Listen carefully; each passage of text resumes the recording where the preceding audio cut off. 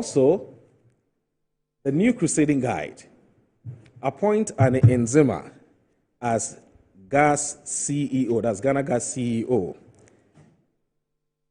Cargo dribble at Maersk, billions of accessories, cars in containers at risk as clearing agents struggle to clear belongings. We did our best in maintaining state facilities at regional level, says Simon Osei Mensah. There's also arbitrary demolition at Chado. Armed men hold workers hostage at gunpoint, burn construction materials. There's also CDS, Gov Service Chief, Security Agencies heads congratulate President Mahama. There's UPSA VC, Professor Mauto holds medical outreach at La Nkwantanang. And there's Ni Okanta Ankara II, still head of Manche Ankara royal family, as appeals court uphold high court judgment. The Insight newspaper. National Cathedral. Investigations begin into $400 million Ekufuado Dream Project. What's happening in Niger in the renewed struggle for independence from French and Western neo-colonialism? And as we suffered under Nana Ekufuado, Nigerians in Ghana recount 8 years of police immigration harassment and extortion, others. And then there's also President Mahama revokes appointment of ministers, Income Fund CEO, and founding member of Usibisa Band, Teddy Osei, passes on. Yeah, may his soul rest in perfect peace. We enjoyed his music, didn't we? Anyway, the Daily Statesman says APD, that's the Africa Prosperity Network, 2025 targets African economic integration. And as Gideon Bwako warns government against hidden taxes, the Sami Oku resigns as NLA boss. Mahama says we don't need anti-LGBTQ plus bill to enforce family values. This in itself has created a storm of controversy, this particular comment by the president. Anyway, let's go on. Gamanche to launch Kick for Water, regional festival in Ghana Fest at 1. And that's the Daily Searchlight newspaper. And Mahama asks CEO of Minerals Income and Investment Fund, Accra, to host Alumni UK Ghana networking reception on January 31. Mahama kills anti-LGBT bill, says teaching proper value in school better than passing a law.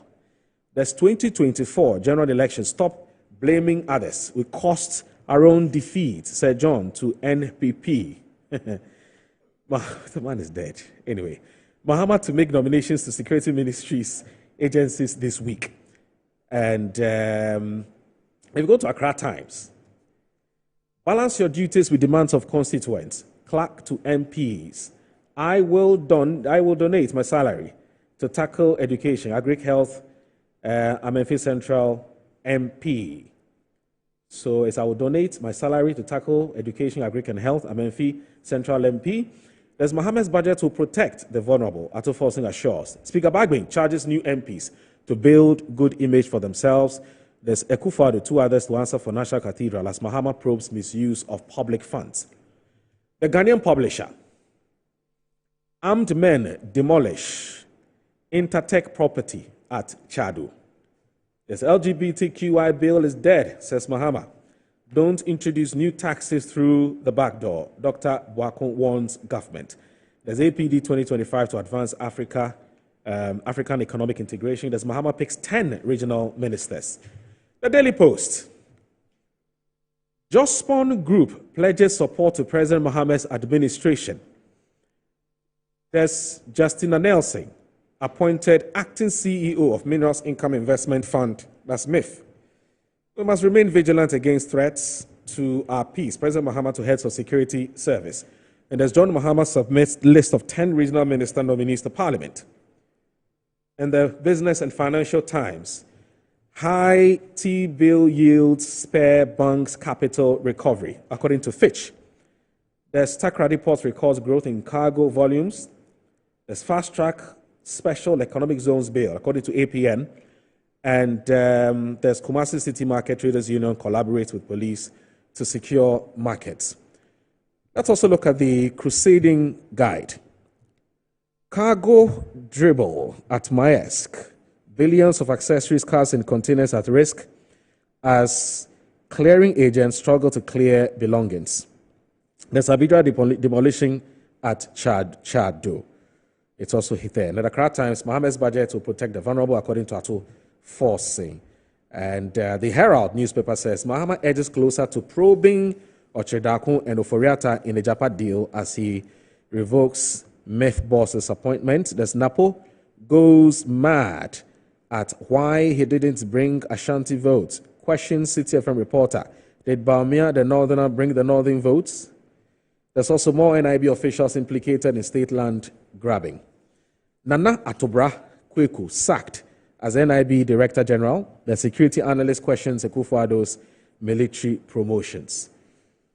So these are the headlines of the major newspapers as we brought them to you. We'll take a short break. When we come back, I will be introducing my guest for the show this morning. Stay with us.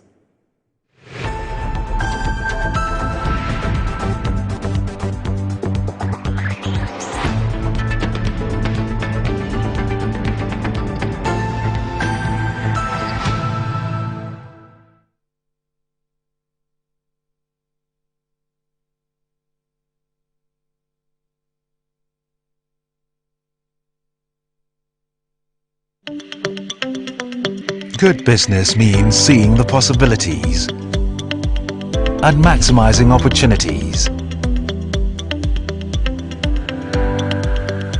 Making sure you have a responsive support system backs your business goals. A partner that gives you a stable platform with reliable connectivity and seamless solutions, and better understands the tools required to take you to the next level. With so many moving parts in running a business, we do our best to provide you with some stability. The only kind of stability you can find with MTN Business Broadband, the fastest and most reliable internet provider in Ghana, making sure you stay ahead and stay connected, because we understand what makes your business tick. Sign up today on broadband.mtn.com.gh or call or WhatsApp 0244 308 111. MTN. Hey, what's up? How far with your internship? To be honest, I'm so nervous about starting this new role on Monday. Oh, please. I know you'll be great at it. You should be worried about what benefits they have. Example, do they have health insurance? I doubt they will have that for interns. But no shaking. I have NHIS already. Ask your son a line, ting. Ina, look at you. What are you going to do in your office when you can just download their app to register for an NHIS membership? Yes, my people. You heard right. You can now download and register your membership on my NHIS app. No long queues or tedious paperwork. All you need is your Ghana card to register for yourself and for others. Once you register, you get a new digital NHIS card on your phone. My NHIS app gives you access to credentialed health facilities and services across the country. NHIS covers over 95% of disease conditions in Ghana. Access to healthcare just got easier. Now let me sign up quickly. Please, Seth, I'm starting work next month. Attention all farmers, are you ready to take your crops to the next level? Introducing 3 effective organic composts that will revolutionize your farming practices. ACAP, KCAP and IRECOP brings to you the ultimate solution for your fertilizer needs. Introducing the ACAP Grade A, KCAP Equiafua Jinkwa and the IRECOP with cocoa blends, palm blend and mulch. These are made from locally sourced municipal solid waste, and these are the perfect choice for sustainable farming. Join the organic revolution today. Boost your crop yield, improve soil health, and support sustainable farming practices. Choose ACAP, KCAP, and IRECOP organic compost for a greener and bountiful harvest. For your purchase and more information, call the numbers on your screen. Our products are endorsed by COCOBOD, Planting for Food and Jobs, and the Ministry of Food and Agriculture. A Home is never complete without the warmth of family, the assurance of security, and the joy of shared moments. Whether you are returning home from abroad or seeking a new beginning, Rehoboth Havens Ayimensa is where your journey truly begins. Discover the perfect balance of modern living and natural beauty with flexible installment plans available to make your dream home a reality. Our 2 and 3 bedroom houses offer spacious interiors, elegant designs, and all the comfort your family needs. Experience a lifestyle of convenience, progress, and security. Each home is crafted with care, ensuring your family enjoys every moment. Rehoboth Havens is more than just a gated estate. It's a vibrant community. From safe playgrounds to serene surroundings, it's the perfect place for families to thrive. Join a growing community that values safety, comfort, and affordable housing. Your future starts here. Rehoboth Havens, where your housing dream becomes a reality. Visit www.rehobothsocialhousing.com to learn more.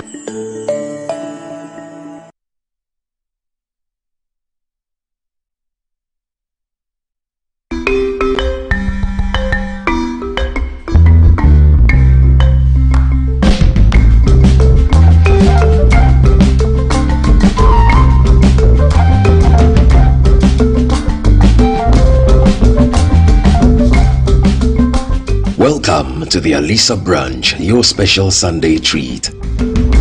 Good food, great and relaxing ambience, and excellent service.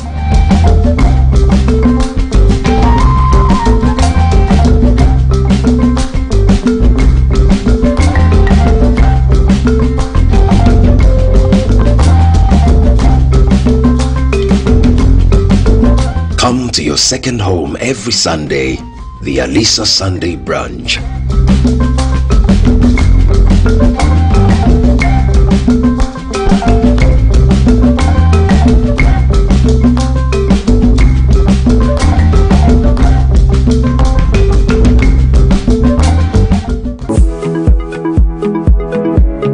Sometimes the unexpected happens and the hero falls down in his own story. But he needs not stay down for long.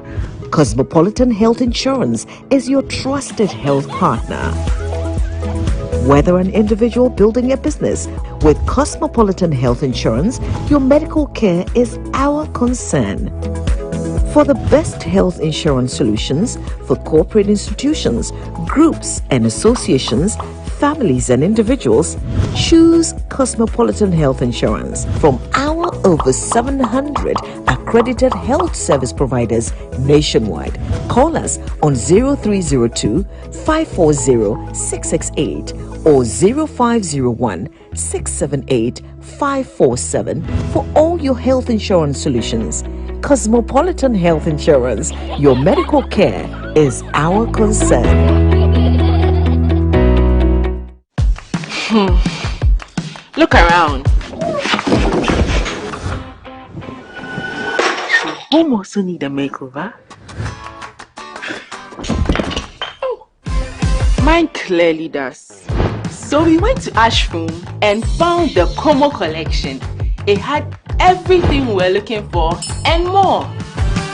Matching furniture for the entire home, designed with you in mind. Where's Como collection? Dressing up is just the breeze. Always ready with a perfect accessory. A magic dressing mirror.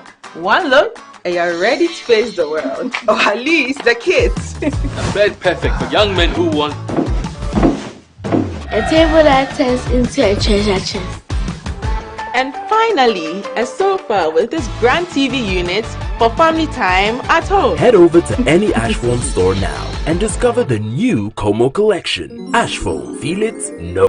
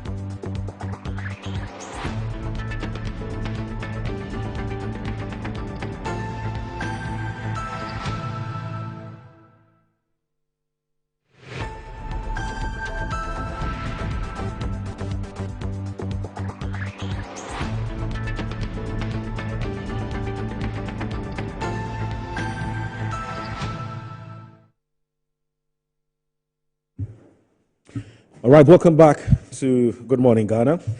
And we're taking a closer look at the big stories making the rounds in the newspapers. Before I do that, MTN has got some great news for you, and I want to share that with you this morning. And I know that you'll be very much interested. Now, when your loved ones send you money from abroad, onto your Momo wallet, you will receive 300 MB for free. And I mean free, very free, okay? You heard me right. Each time you receive money from abroad via Momo, you automatically will get 300 MB of data to go online and show your friends and family how you're celebrating Christmas back home. So let's make memories this holidays. Encourage your loved ones to send your remittances directly to your Momo. More love, more data. Just Momo it this Christmas and beyond. So I guess this morning to help us look at the newspapers, Mr. Kwesi Pratt Jr., who is the editor of the Insight newspaper. He's here with us this morning. Good morning, sir. Thank you very much for accepting to join us on Good Morning Ghana. And then also, Haruna Mohammed is an MPP Deputy General Secretary. He's also the member of the Manifesto Launch Committee. He's also joined us this morning. Haruna, good morning. Good to have you. And let me wish you a happy new year. Please, your microphone there, please turn it on. Yes, it's on now. Yeah, once you see the blue light, it means it's on. Yes, all right. Many happy returns. And Haruna, it's good to see you. I mean, you and I have spoken a few times over the phone. We haven't met in person. And so it's good to see you. I mean, for the first time, isn't it? Yeah, for the first time. All right. Uncle Kwesi, a lot is happening, right? We've seen the vetting of the ministerial nominees. So far, 3 of them. We've seen Dr. Akoditenga Ayeni. We've also seen that of Dr. Atofosing, who is the Minister of Finance and nominee, and also that of John Abdullahi Jinapo. In fact, I found out during the vetting that he was actually a doctor, as a PhD, Dr. John Abdullahi Jinapo. I want to generally pick your thoughts on what you make of the vetting so far in terms of the quality of questions that have been asked, the quality of responses or answers, and generally whether you even think that the committee as formed is quality enough. You know, start from the vice chair, of course, by the standing orders of the House. The Deputy Speaker of Parliament becomes the chair of the Appointments Committee, and then you have Afenyo Marking, who is the minority leader, also becoming his more or less, but his vice, chair as well, as far as the Appointments Committee is concerned. And the fact that others were even allowed, non-core members were allowed to join and ask questions. So generally, would you say that you have been impressed with how the vetting has gone so far, even before we look at some of the specific issues that have come up? Well, I mean, first of all, the vetting of ministerial nominees is a constitutional injunction, so we have to do it. Right. Understand? I think it's important to go back to the history of the vetting of ministerial nominees. At a point in time, ministers could only come from Parliament. And when that situation existed, we didn't have ministerial vetting. Because everybody who was a parliamentarian then was qualified to be a minister. You didn't have to worry about who was coming in and who was going out. When we had the new constitutional dispensation, under which the president could appoint people from outside Parliament, it became necessary to check their credentials. And I believe that is why we set up what has come to be known as the vetting committee. Indeed, there was one particular case, a case involving a Kosprio Gabra, who was not allowed, his nomination was disapproved on the basis of his citizenship in the United States of America much earlier on and so on. So I would have thought that the purpose of the vetting is just to ensure that those who have been nominated qualify to be ministers. And the qualifications for ministers, are very clear. a minister ought to be qualified to be a member of parliament, ought to be above 21 years of age, shouldn't have any mental, problems, should be mentally sound, and so on. So I would have thought that the vetting would focus on that. But it seems to me that many extraneous matters have been thrown into the vetting process, right, leading to unnecessary, prolongation of the process. I'm told that one particular nominee had to spend 6 hours, and I'm wondering why that should be so.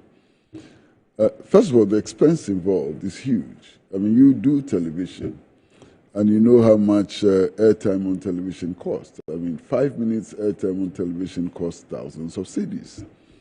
So if you calculate that and you look at 6 hours, that's a lot of resources that are being wasted and so on. So I would have thought that it would focus, the vetting process would focus, entirely on whether or not the person nominated qualifies to be a minister. It seems to me that over the years, the vetting process has also been reduced to party political contestation. I mean, did you say this about our government when we were in power? Can you justify it? And so on. I mean, the intent clearly is to embarrass. The intent clearly to show that some positioning or postures previously were not backed by facts and so on. I would think that that's not where we ought to go. So far, 3 ministers have been vetted. And I'm impressed by the fact that Parliament sat, almost the whole day, in order to speed up the vetting of these ministers, given the kinds of problems that this country is confronted with. I mean, we do know that as quickly as possible, the incoming administration has to craft a budget. And therefore, it's important for a Minister of Finance to be at post. We are also intensely aware of the energy crisis and the need to resolve it, as quickly as possible. And then, if you look at the Minister designate for Justice and Attorney General, he, on assumption of office, becomes the legal advisor of government. And in all of these cases, whether it's the economy, whether it's energy and so on, the president would need formal legal advice. And therefore, I can understand why Parliament had to sit, almost the whole day to approve these ministers. I do hope that Parliament would expedite action on the vetting of the ministers so that the full government structure can start operating as quickly as possible. Were you impressed with the quality of questions that were asked? Do you think that the right questions were asked? Were you impressed with the responses that were given by the nominees who appeared before the committee? I think it's important also to recognize that no two people can ask the same questions. Right. I mean, the kind of questions you ask reflect your politics, reflects your ideological inclination, it reflects your understanding of the society and so on. So no two people can ask, the same questions. And I would give it to them. They should ask questions that they feel are relevant. And at the end of the day, what we want to happen is that these ministers should work to improve the conditions of life and work of our people. That's all. Aruna, how about you? Did you watch it on TV? Did you watch all 3 vetting exercise, or you watched it or you listened to it on radio, or you have watched bits and pieces?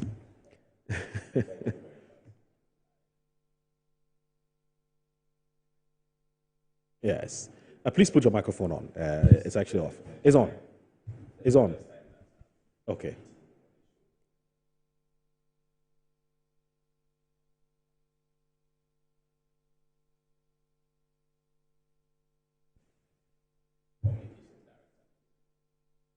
Yes. Please press the knob. Good. It's now on. Okay. Yes. I would first and foremost say good morning to your cherished viewers, and also good morning to Uncle Kwesi, who I am meeting for the first time in the media cycle.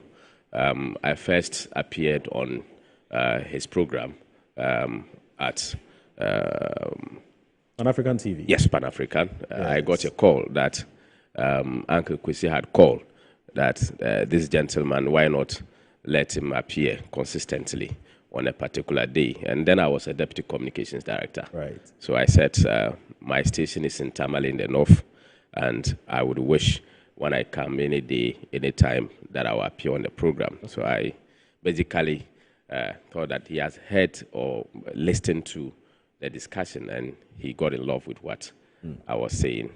Uncle Kwesi, thank you so much. I did not get the opportunity to watch all the vetting processes. I've watched that of the finance minister designate, and the other ones I watched them in pieces as they come up on topical issues. I think that this is a constitutional process that is being executed by Parliament of Ghana as enshrined in the Constitution, and I think that it's a very good process. The questions that had emanated from the place to the ministers designate definitely cannot contain all questions that Ghanaians would have wished to be asked as to whether the questions were very matured or did represented what we had. Not all of us have the same knowledge. If you are given the opportunity to ask questions, maybe a question that was asked will be asked differently by you. And the responses that was coming from the designates, the minister designate, in most of the cases were not so much satisfying. But however, there's always a saying that the parliament, the majority will always have their way and the minority will have their say. So if you look at basically the structure of current parliament, the majority will definitely have all of them pass as ministers. We're looking at the current standing. So this is just a process, and I believe that that process should be used to ask a lot of questions that will be able to put everybody on check. Okay. If you check our commentaries and the kind of questions that are asked there, Uncle Kwesi mentioned about some of them wants to use it for political settlement or embarrassment. I think that it is rather going to be used to check our commentary outside when we are in opposition, so that when you get to the committee, when you get to any other vetting committee, you'll be very circumspect in whatever you say in opposition. If you check the current General Secretary of the NDC, the commentaries that he was running when he was the propaganda secretary and when he appeared before the Parliamentary Vetting Committee, he had to retract many of them because they were not standard on fact. And I believe that from there, on that point, he has unchecked himself with some of these particular commentaries, which has reduced, and basically that has awarded him the General Secretary of their party. And I think that this process should be widened enough and giving the opportunity for experts who would have the opportunity to sit, because if you look at the standing orders, it doesn't give the opportunity to experts in the economic sector to come in and ask questions when it comes to the appearance of the finance minister. It doesn't also give the listings for energy experts and what have you. If this can be incorporated, I've seen that people who are not members of the committee were invited to sit and ask questions. If you can widen this outside the political cycles to include experts who would be able to interrogate these ministers designate when it comes to expert area discussions, so that we'll be able to get the best out of them and get their responses, so that we can hold them to those particular responses that will be able to to the benefit of the Ghanaian citizen. I think it's a brilliant idea, which is to get experts. Yes. Yes, your microphone, sir. If you put it on, your microphone, yes. Under the current situation, every citizen has a right to petition the committee, to send memoranda to the committee, yes, but which guides their work. So that exists. Okay. Now, the other important issue to consider is that ministers are not supposed to be technical experts. Right. They're political leaders of the ministries. You understand? So if you reduce the whole vetting process to just lose its essence. You know, besides today, I mean, nobody is stopped from sending a memorandum to the committee. You know, so but except that, I get the point you make. Except that, when you listen to the kinds of questions that are being asked these nominees, some of them are very technical in nature. I mean, yes, there's the politics of which I agree. The person who is being nominated to take up a position must not necessarily be somebody who is a technocrat or necessarily somebody who has technical knowledge or competencies in the area. Because at the end of the day, these are policies you're going to implement, more or less. But when you listen to the kinds of questions that are being asked them, sometimes I ask myself, I mean, are we expecting these guys to be, to have the kind of technical acumen that you'd expect from, say, somebody who is an expertise in a certain area, you know? And so, in as much as I agree with you that you see, when you bring, yes, when you bring in the technical guys, you bring in the technocrat, the expertise, the kinds of questions that you ask, you may ruffle the nominee a bit. But maybe that advice would also have to go to some of the MPs. Remember, some of the MPs are technocrats in their own light.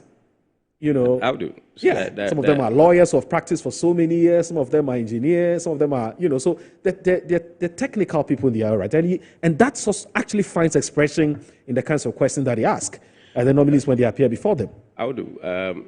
Mind you that these technical persons, if they come in, not necessarily that they will have to come to even ask questions. Mm-hmm. In some of the situations, they may also give guide and to also refresh the memory of the ministers designate, who hitherto when they get to the ministry will be able to avert the minds of the technical persons to be able to look at those areas. Well, let me get something. I agree with the fact I want to be clear on something.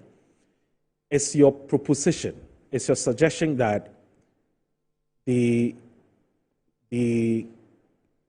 persons who have been allowed to ask questions must go beyond parliamentarians. Yes. And also bring in outsiders who have a certain technical expertise in a certain area. Yes. Or you're saying that the nominees who will be appearing before the appointments committee must come with their own technical experts to guide them in the kinds of responses they give. So which is which? I'm not too clear. No, what I want to say is that the committee should make a room that experts outside are allowed to come in when it comes to subject area specific. To For do example, what exactly? To ask questions or to give guidelines as to what is happening in that particular sector and in which direction that experts thinks that if you go this way, it will be very dangerous for the country. If you go this way, it will be good. So, and most of these particular technical questions are asked from the answers that is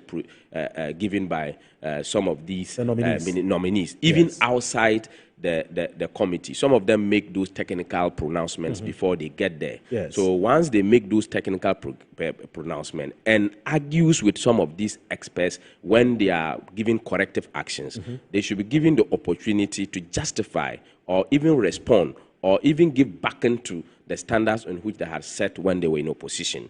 So I think that subject areas, people expert in subject areas should be drafted into some of this particular conversation. Not necessarily ask questions, but also to give also guidelines in respect to some subject specific areas where it will be good or bad for the country. So to give guidelines. No, but I'm saying that right now, as exists, every citizen of Ghana, whether an expert or non-expert, has the right to send memoranda to the committee. Has the right to send intended questions and so on to the committee. Yeah, but Uncle Kwesi, that's true. So that's no problem. It is true. But Uncle Kwesi, you see the time period in which the ministers were appointed and the time period they are being vetted now. It looks like there's some amount of speed in it. So you need to take some time to be able to develop some of these particular memoranda. And I think that is a good thing, but too much meat doesn't spoil who selects the so-called experts who will be asking the questions? Who selects them?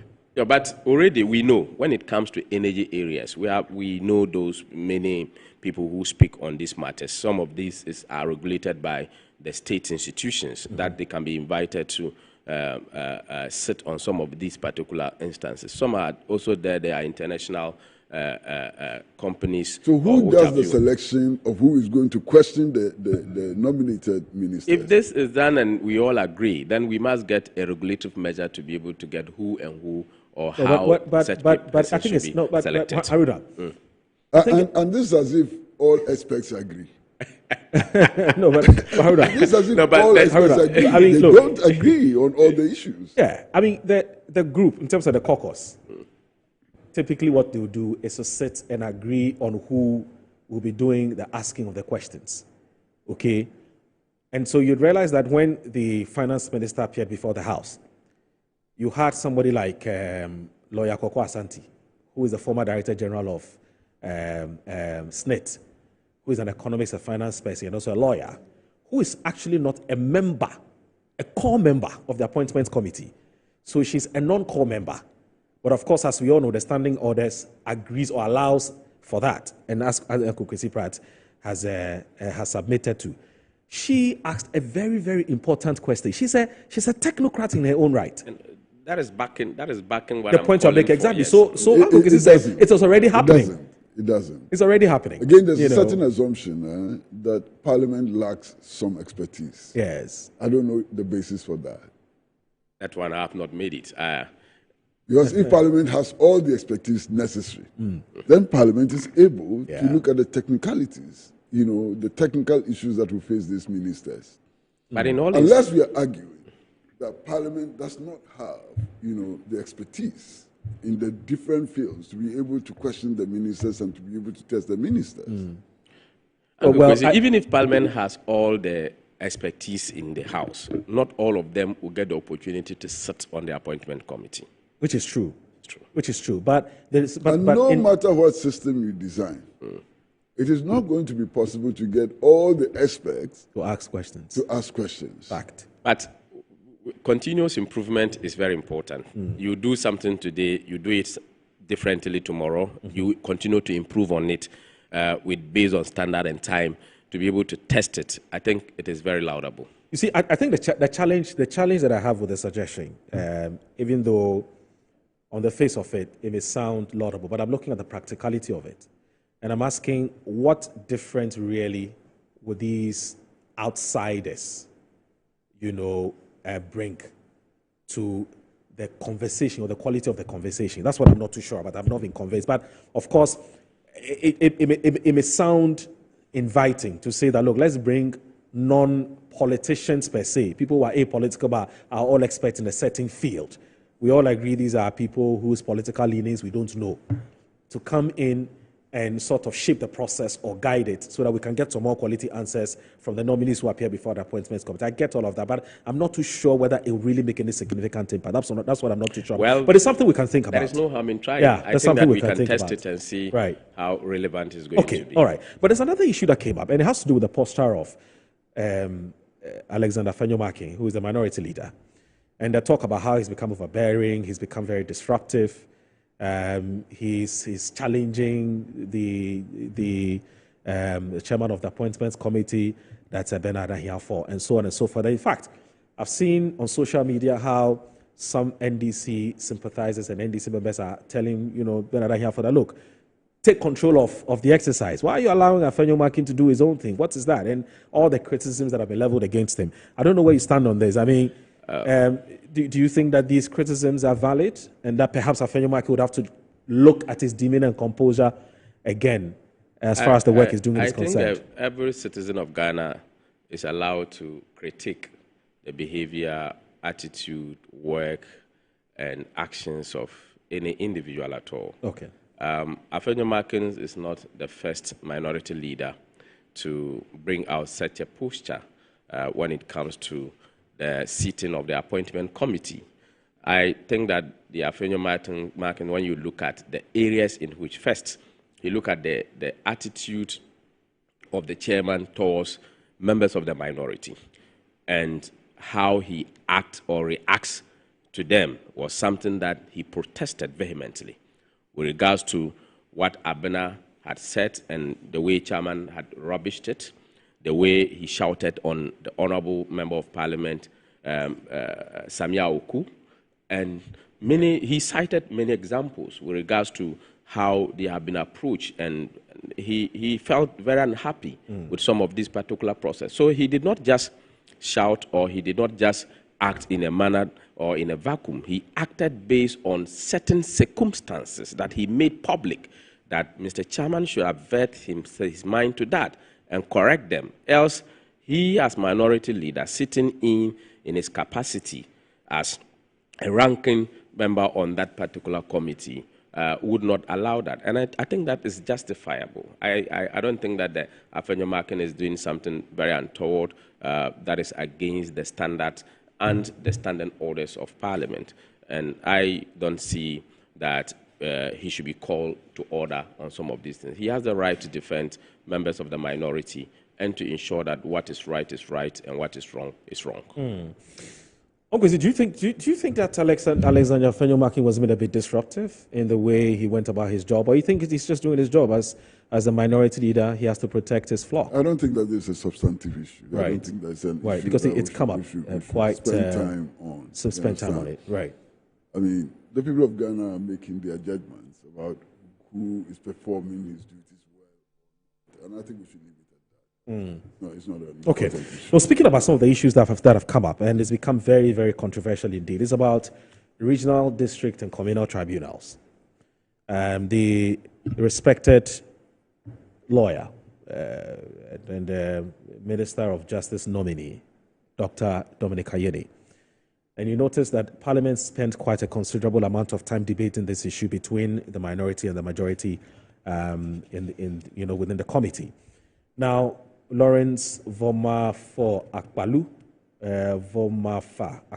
reports, Ghanaian Times, and he says that the re-establishment of district and regional tribunals is not to usurp the power of the courts, but rather involve the citizenry in the dispensation of justice in their communities. The Attorney General and the Minister of Justice designate, Dr. Dominic Akuritinga Ayeni, has said, he said Article 1251 of the Constitution states that justice emanates from the people and shall be administered in the name of the Republic by the judiciary, which shall be independent and subject only to this Constitution, while Article 1251 demands that there must be participation by automatic people in the dispensation of justice. The nominee states that the effective establishment of the regional tribunals would complement the roles of the High Court as well as improve security in all districts. He said these when he appealed before the Appointment Committee of Parliament on Monday. Dr. Ayeni told the Appointment Committee that not only would the tribunals dispense justice, they would also be regulated through a Public Tribunals Act, which will be comprehensive as well as contain restrictions in terms of the conduct of the affairs of the tribunals and the human rights violations. He indicates that the primary value of the operation, Recover All Loot, ORA, was supposed to exact accountability from politically exposed persons holding public office who used and misused their office to loot public resources by way of property, money, and other intangible resources. Now, speaking about the tribunals matter, we see we've had the likes of Ansari, who we all know him. I mean, Ghana School of Law head at the time. He's very livid about this whole matter. In fact, on the committee there was Bafwewa, who's a Misha North MP, who has raised a counter argument with this whole tribunals matter, and he says that look, in 2012, the national what's the name what's the name of this the national constitution, I've forgotten the name of the, there was this exercise that we did sometime in 2010. We're trying to take a second look at the Constitution, and the Constitution Committee. I've forgotten this. What was the name of the group? I don't know why it escaped me. And there was actually a white paper, which was issued by the government at the time. President Mahama was then the president, sometime in June. And in that white paper, the committee or the commission actually recommended the scrapping of the tribunal system.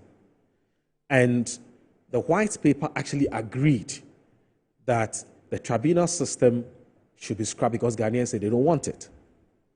And so how then do we have a situation where the same party and interestingly the same president is happy to bring back a system which he himself agrees that should be scrapped? And so it became back and forth, in Parliament when that matter came up. I don't know what your thoughts are on this, on the decision to revamp the tribunal system. And Ansari's argument that, look, it's devilish. It doesn't bring back any good memories because the tribunal system at the time was used to abuse the rights of persons and so on. Where do you stand on this, Uncle Kwesi? Look, at all stages, please let's go for substance. Right. You understand? Because sometimes I think the substance is missing. Right. What are we haggling over? The word tribunal. Is that what we're haggling over? That's quite pedestrian. You could substitute tribunal for court, and that would be fine. So we are not haggling over words, over choice of words and how we describe institutions. I was one of the people who opposed the public tribunal system set up under the PNDC. Right. The opposition was not because it was called tribunal. The opposition was that people who were convicted, for example, did not have the right of appeal. Right. And so on. So if you have a tribunal system which guarantees the rights of citizens, all citizens, what is the problem? So it's not because it's called tribunal. It's about the mechanism that it uses to work. It's about whether citizens' rights are respected and so on. That's clear. Right. Now, if you take the 1992 Constitution itself, the 1992 Constitution talks about the establishment of a tribunal to deal with cases, of corruption and so on. I mean, the Auditor General's report is supposed to be submitted to a tribunal and so on. So there's no problem with establishing tribunals if those tribunals will follow due process, if the rights of citizens will be respected and so on. Where is the problem? You understand? That's no problem. Besides, in all the countries that I know of, the juror system is established. You go to the United States of America, there's a judge sitting there and so on. There are people who are lay people, you understand, who participate in the processes of the judiciary. Lay people recognize and participate in the process of the judiciary. So that can also not be an argument. Now, you look at the 1992 Constitution, and when you take the provisions on the removal of Chief Justice, what does it say? It says that upon receipt of a petition for the removal of the Chief Justice, the President must set up, I think, a 5-member committee. Yes. Which include 2 Superior Court judges, one of whom must chair that committee. Right. The 3 others, they don't have to be lawyers. They don't have to be members of parliament and so on. They're lay people. Right. Even when it comes to such a crucial issue as the determination of whether a Chief Justice should be removed from office or not, lay people are involved. So what is the problem? Let's stop hanging on words and so on and go for substance, go for real meaning of things and so on. And really, I mean... So you think it's much ado about nothing? I've said what I wanted to say. I go see. Haruna, I go see things that is much ado about nothing. I mean, what's the difference between a tribunal and the court system anyway? So, I'm not a lawyer, but reading from Article 126 of the 1992 Constitution, it talks about the judiciary shall consist of the superior courts of judicature, comprising the Supreme Court, right, the Court of Appeal, and the third is the High Court and the regional tribunals. I think this is something that is contained in the Constitution of the Republic of Ghana. Fact. The mention of it being introduced, reintroduced, or whatever, I think once it's contained in the Constitution, we should rather be looking at how effective it's going to be and the functions, the organs on which it's going to. Whilst it's doing what is right, and it is in the Constitution, I don't think that is something that we should be debating whether he has answered to bring them or not to bring. It's in the Constitution of the Republic of Ghana, and I think that there is no much debate on that. Well, I mean, Lawyer Bafo, it seems to suggest that there were teething problems with the tribunal system in the past. In fact, Uncle Kwesi himself has just said it that Let's in the past deal with he had the his problems. Yes. The Constitution says that you should establish regional tribunal. Yes. You said that somebody established tribunal some years ago. There were problems with it, so don't follow the So don't follow. And so let's deal with the problems. In any case, his problem is that what mischief or what problem is it that exists with the traditional court system, which we want to cure by revamping the tribunal system, which for him personally it's almost as if it's like you're for him you're invoking very bad memories of stuff that have happened in the past. So the Constitution invokes very bad memories. Yes, and so that's why he agrees to amend the Constitution.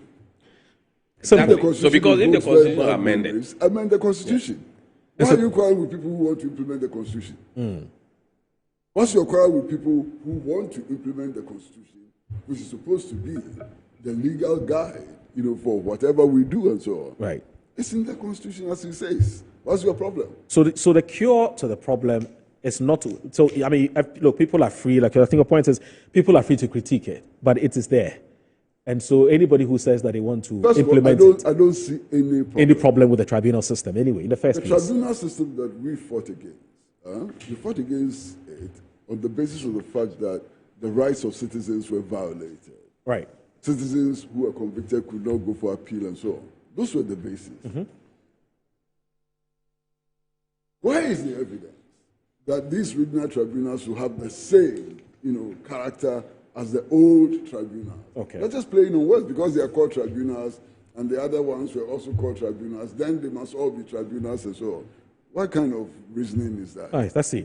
And Moro, I think that if there has been any amendment process that will take it away, that is very legitimate. That's fair. Once it contains in the Constitution, we have to implement that. In the implementation, whether it was having a problem or not, then let's deal with the problem. Because one professor last said that, do you have a problem? Yes.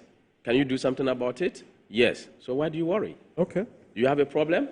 No. Can you do something about it? No. Why do you worry?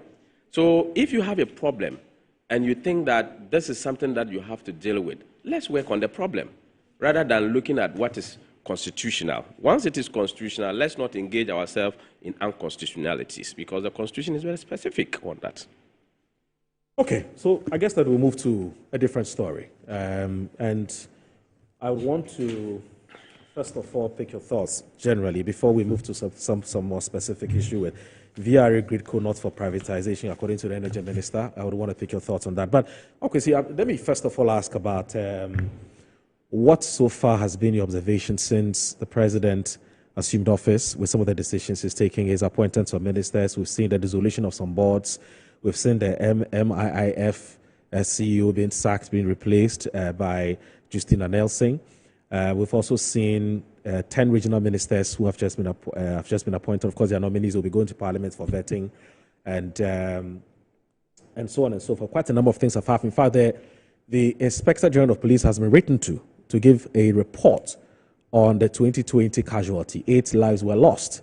The president wants to know what's the status of that particular issue, among some other issues. We've also seen the president visit to Baku to try and tackle the chieftaincy crisis there. He says it's one of his priorities, and he's going to charge the security institutions to make sure that they also make that a priority as well. And quite a number of things have happened. Akwesi, have you so far been impressed with how the president has hit the ground running? Well, first of all, I don't want to be confused. Okay. Because I understand that there's a newspaper review program, and therefore the stories we look at and so on ought to come from the newspapers, So I don't want to be confused on that score. Right. Having said that, a number of the things that we have said have been reported on in the newspapers. Yes, absolutely. I'm clear in my head that no one can judge the performance of a government or a president on the basis of what has happened in a few days, perhaps less than a week. So I'm not going to pass any judgment on the president and his government based on what has happened within 1 week. This government has a 4-year term, and we can come to conclusions about what it is doing at the end of its 4-year term. It doesn't prevent us, however, from making observations about some very specific actions that the government has taken or not taken now. That's not a judgment over the performance of the government over its 4-year term, but specific policies and so on. Now, one of the things which has been hinted at is this question of the privatization of the electricity company of Ghana. Yes. And the Public Utility Workers Organization, yesterday or so, issued a very, very strong statement disagreeing with government. And they have pointed out that in the past, privatizations have not worked, as a measure for revamping the economy, or even for revamping the utility sector. Yep. And they make reference to the Aqua Vitans Rand agreement, and which didn't work, and which led to mass agitations leading to the cancellation of that agreement, the Aqua Vitans Rand agreement. We are also intensely aware of the privatization effort, the effort to privatize revenue collection by the Electricity Company of Ghana, which was handed over to the Electricity Company of France, which didn't work, and government quickly had to cancel that arrangement. Since 1966, we've been intensely aware of privatization of between 400 to 500 state enterprises, which didn't work, and so on. So I'm inclined to agree with the Public Utility Workers Union that we ought to be very careful when it comes to privatization, especially of such a crucial utility as the Electricity Company of Ghana. It has serious security implications and so on. The other thing that we need to consider is that the ECG cannot operate solely on the basis of profit. Because if the ECG were to operate solely on the basis of the accumulation of monetary profit, it may not be under any obligation to extend electricity to the rural areas where it makes very little money or no money at all. You understand? So the ECG also renders a social service, and we need to take account of that. How would privatization impact on the rendering of that social service, to us and so on? Now, they also raise a very crucial issue about the repatriation of profits and how it can have very dire consequences on the value of our currency. And that's a legitimate question that the Public Utility Workers Union is raising, and many other things. They also talk about the possibility, of retrenchment of labor, which would be a social cost to the economy and so on. So I'm in full agreement with the Public Utility Workers Union, and I believe very strongly that the issue of privatization should be looked at very, very carefully. I think we shouldn't rush into privatization, especially as people in this very government were strongly opposed to the privatization of the ECG only a few years ago. I would be very surprised if we push this privatization agenda with the gusto that is becoming, apparent in the statements made by the nominee for Minister for Energy. That's one issue which has come up. Various appointments have been made. As of today, 13 ministers have been nominated. Yeah. The president promised to nominate, not more than 60. And I've said repeatedly that he has to keep that promise. He definitely has to keep the promise.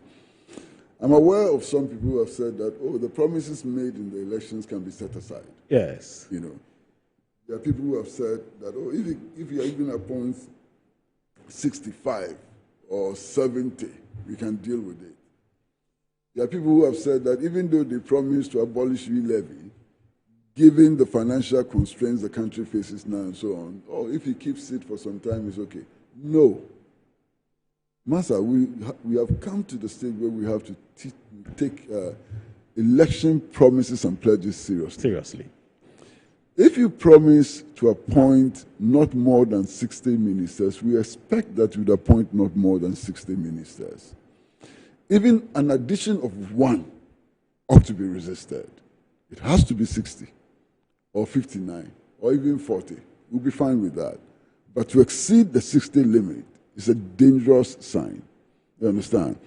Now, you cannot promise that you would remove the e-levy in an election campaign, win the elections, and then 2 weeks after assuming office say that, you made a mistake, let it stay. It won't stay.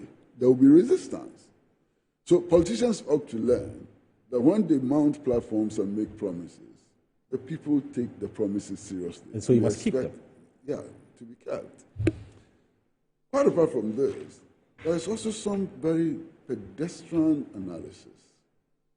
Very, very pedestrian analysis. Those who are saying, for example, that the president should not keep the pledge to remove the e-levy are saying that, look, the country has problems with mobilizing revenue, and therefore, if you remove the e-levy, there will be a hole, as it were, in the national pocket. I completely disagree. I understood the promise to remove e-levy as a promise to review the entire system of taxation. True. To make it rational, to rationalize the system of taxation. Okay. One of the major arguments that was made against the e-levy was that it affected vulnerable people in a very dramatic way. So I would think that if you're going to do rationalization of the tax policy, tax regime, and so on, you can remove e-levy and look at other areas where you may enhance taxes or impose taxes which would not have that detrimental effect on ordinary poor people. Right. That will fit into the regime, of tax rationalization. Yesterday, I was making the point, for example, that those who have guns, guns in this country, pay only 12 cedis as gun licensing fees. That's ridiculous, isn't it? It's more than that now. It is. No, it's 12 cedis. It's still 12. It's 150. 12 cedis, my brother. Renewal of gun licensing. That's ridiculous. It's 12 cedis. Check. That's ridiculous. I have evidence. It's 150. No, I have evidence. It is 12 cedis. I know what I'm talking about. Have you used a gun? Yeah, yes. I did. What was the last time you paid? 150. Just last week. It's 150. No. Just last week. No, my brother. It is pump action that is 12 cedis. 12 cedis. Master, sidearm, pistol, is 12 cedis. I know, as a fact. Renewal of gun licenses is 12 cedis. Now, even if you say that pump action guns are 12 cedis, is that reasonable? And look at the caliber of people who are licensed to hold weapons. Right. You understand? So I would have no difficulty if government decides, for example, that gun licenses should shoot up to 1,000 cedis a year. Right. To make up for the shortfall in removing e-levies. And there are many other areas that we can look at. Right. For example, one area which has been pointed at, is property rate. People are living in $1 million houses and paying, something really very small and insignificant as property rate. So we can look at that and so on. So the removal of e-levy should not necessarily create a hole, in the finances of government. Then there's the other question, which is clear. We don't generate resources only by taxation. We can generate resources through many other means other than taxation. It was in 1981 that I visited the Democratic People's Republic of Korea. And at the time, the government then had decided to abolish taxes. You understand? Now, what did that mean? Government employs you and decides to pay you 200 cedis a month. And the same government then decides to take 40 cedis out of your 200 cedis as taxes. That makes sense. Right. Because rather than work out this arrangement, government can decide to pay you straight up 160 cedis. You understand? So that 40 cedis is still available to government, but it is not taxation. Right. You understand? And there are many other ways of raising funds which are not direct taxes, which are not taxes at all. So I think we should think outside the box. I mean, we've been thinking inside the box for too long. And that leaves us with this suggestion that if you remove e-levy, then there will be catastrophe and so on. We had road tolls. We remove road tolls. Yep. If you bring back road tolls, how much would it generate? As opposed to removing the e-levy and so on. So let's be creative. If we are creative, we'll solve this problem. I don't have any problems with that at all. All right. Thank you, Kwesi. Haruna. I think Reservation that so far. For us as a party, we are going to keenly monitor the new president. He has a social contract by way of a manifesto pledge and campaign promises, which we think that we have to follow. It is very early in the days for us to start marking him on some of these particular policies. We will restrain much on our commentary around that, and at the appropriate time, we will come in with the measures in which some of these things are being done. If you look at the issues of the e-levy, the removal or not removal, even in our case, we had also suggested the removal of the e-levy by Dr. Alhaj Mahmoud Baumia. And when we suggested that, we were of the mind that we need to get additional revenue sources where we'll be able to close the gap of what the e-levy would have brought. And that was where we thought that we should be able to get an additional revenue source of 3% of the GDP, which will be able to support the gap on which he will be taken away. So that was why we had to talk about some of the taxation, tax incentives that we have to look out and how we are going to flat the tax rate and what have you, and also to involve the private sector in terms of infrastructure development, opening it up for them to be able to take out some expenditure that government would have been doing in some of the universities and other public institutions in terms of building. So I think that it is good that we look at additional revenue sources and stick to our promises as to how we wanted to do them. And I believe that if we are able to do it right, it is going to benefit not only the NDC, it's going to benefit the entire people of Ghana. And governance is about how you have been able to improve the lives of the citizen. So I think that there should not be any backtracking on some of these particular matters. A promise is a promise. And once it is made, let's go along with it. But at this juncture, we as a political party would not be labeling so much in discussing some of these particular matters. At the appropriate time, the people of Ghana will hear from us. I see. Now, speaking about the issue that Mr. Kwesi Pratt raised, and the fact that it will be unacceptable for the government of the day to backtrack on its promise to scrap these levies and taxes. So we're talking about the, how do you call it, the e-levy, the betting tax, the emissions tax, and so on and so forth. But emission tax is not in existence. So it's not in existence. Emissions tax, yes. It's not in existence. So it cannot be cancelled because you can't cancel what is not. What is not doesn't exist. Existence, yes. So the Gideon Boakun, if you read today's publisher newspaper, now he's warning that, he says the Member of Parliament for Tano North has cautioned the Mahama administration against introducing disguised taxes after pledging to abolish electronic levy and betting taxes. Dr. Gideon Boakun is also the former economic advisor and spokesperson for the NPP flag bearer, Dr. Mahmoud Bamia, expressing his concerns about the potential fiscal consequences of scrapping these taxes without a clear plan to address the resulting revenue gap. Where Dr. Boakun is raising these concerns in an interview with the media on Monday, January 13, following the vetting of Finance Minister Dr. Keselato Forsing. Dr. Forsing had announced that the Mahama administration plans to eliminate the e-levy and betting taxes in its first budget. However, Dr. Boakun criticized the strategy, arguing that it risks creating significant revenue shortfalls, which could undermine Ghana's financial commitments, particularly to the International Monetary Fund. I think that he performed reasonably well, but unfortunately his response fell short. For instance, when asked how he plans to offset the revenue loss from scrapping these taxes, he proposed cutting expenditure. But cutting expenditure does not solve the problem because the IMF evaluates debt service relative to revenue, not expenditure. He elaborates that while expenditure cuts might provide temporary relief, they fail to address the core issue of generating sufficient revenue to meet debt servicing obligations. He's warning that the IMF is likely to demand alternative revenue sources, which could lead to the introduction of new taxes.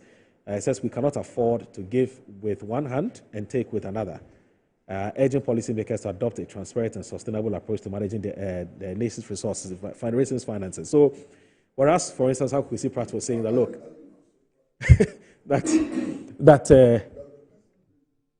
yes.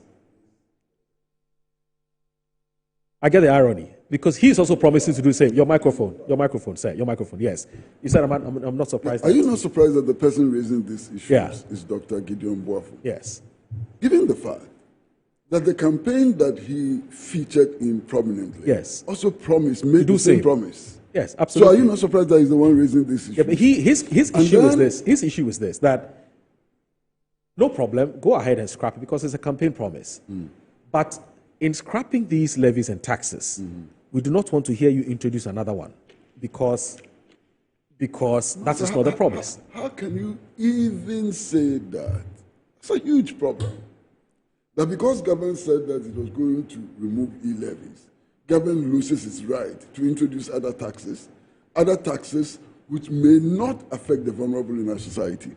Right. Or other taxes which will seek to minimize the profits of multinational corporations. Or other taxes which will control the degradation of the environment and so on. How can you make such a statement? Right.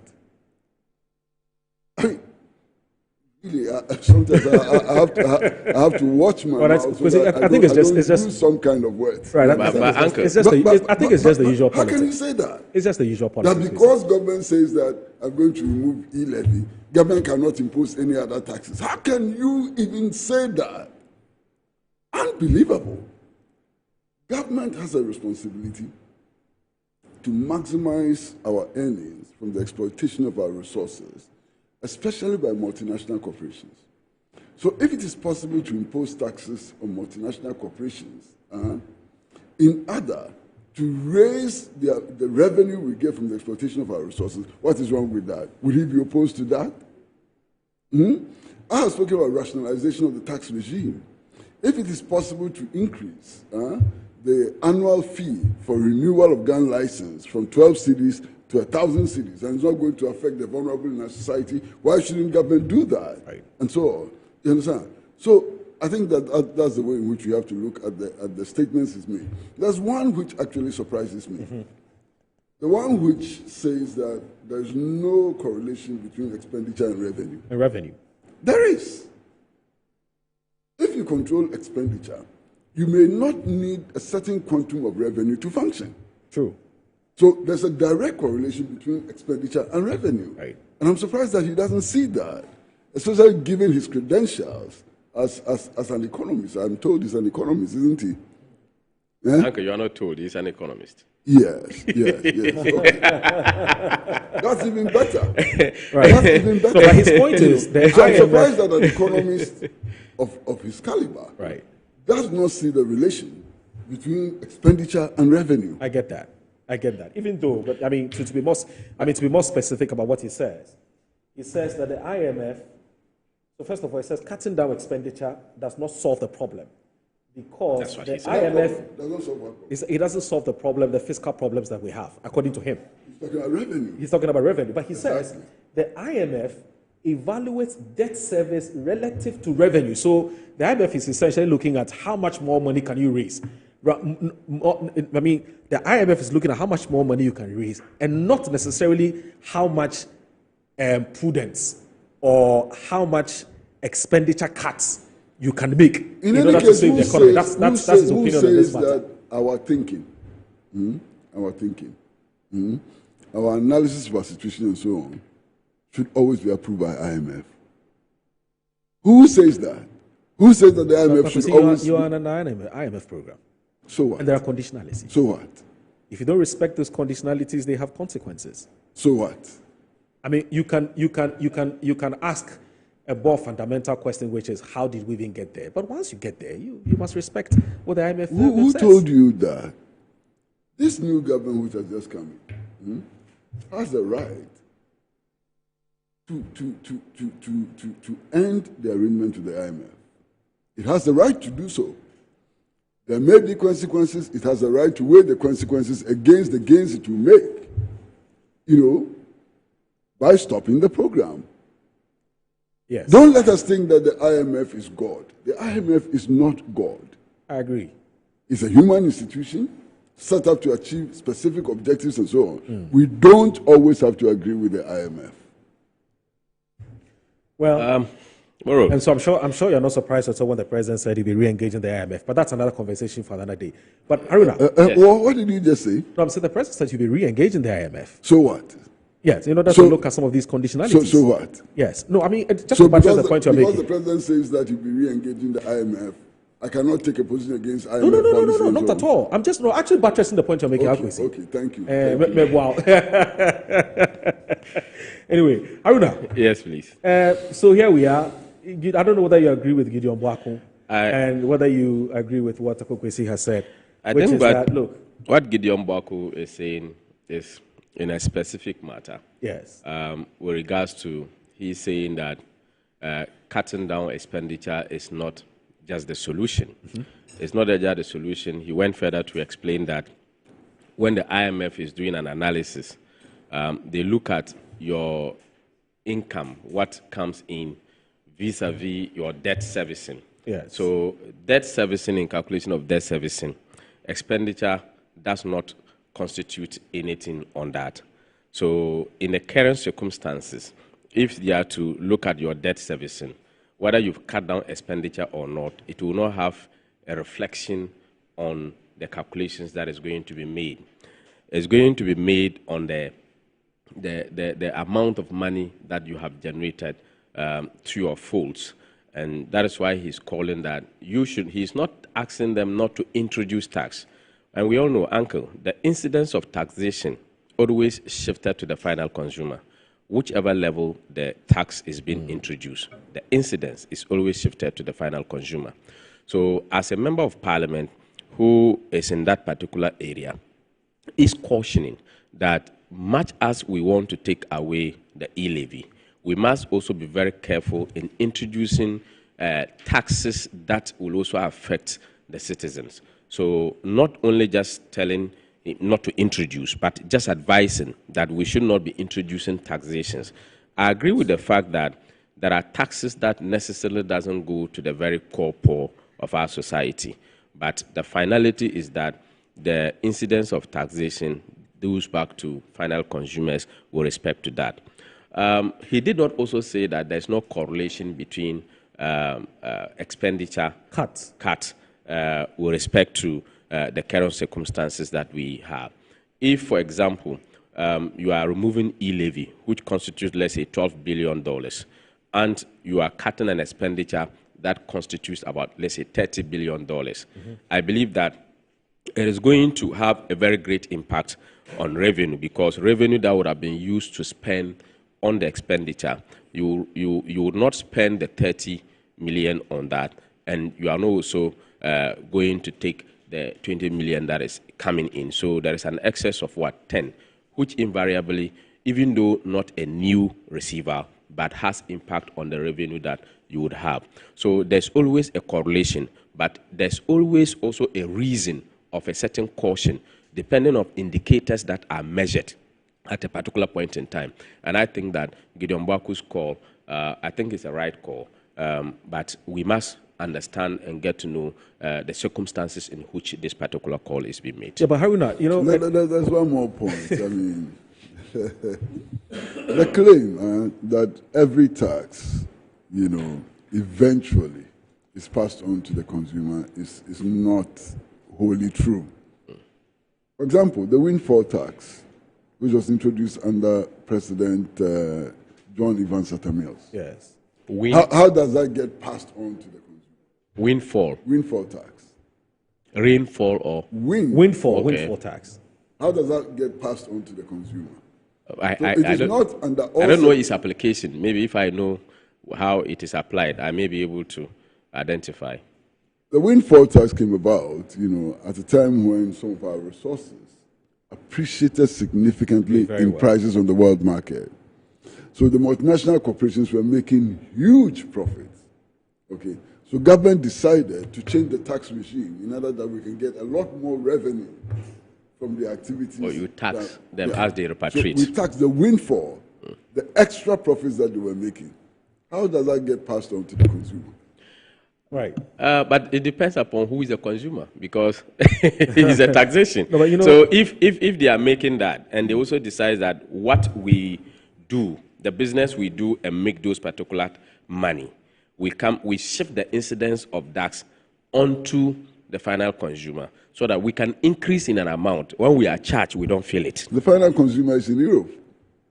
But where do they make the money? They make the money from here. They do something before they repatriate, which affects our FDIs. So if they are making the money here, and then what they do to make the money, you tax them higher, they add it back to what they do here before they repatriate. It doesn't but apply. You see, Haruna, but you see, actually, but Haruna, I think as Uncle Kwesi said, there's something fundamentally problematic with his call. And if you read the newspaper, I haven't listened to him.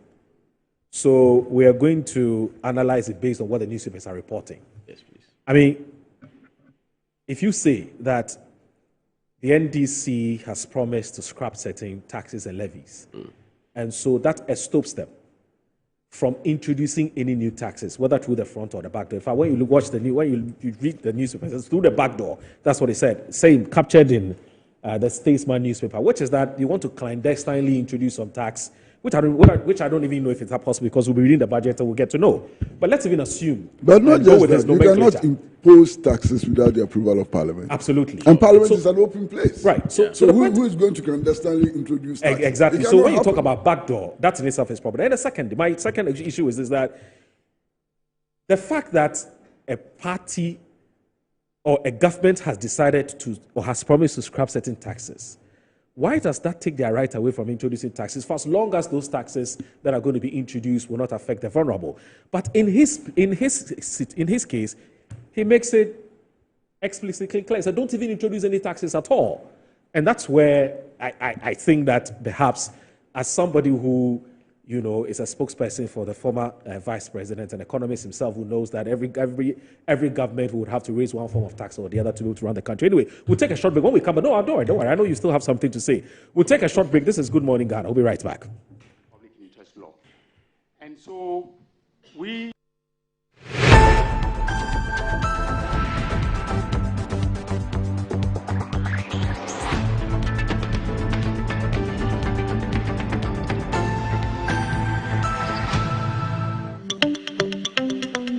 Good business means seeing the possibilities and maximizing opportunities.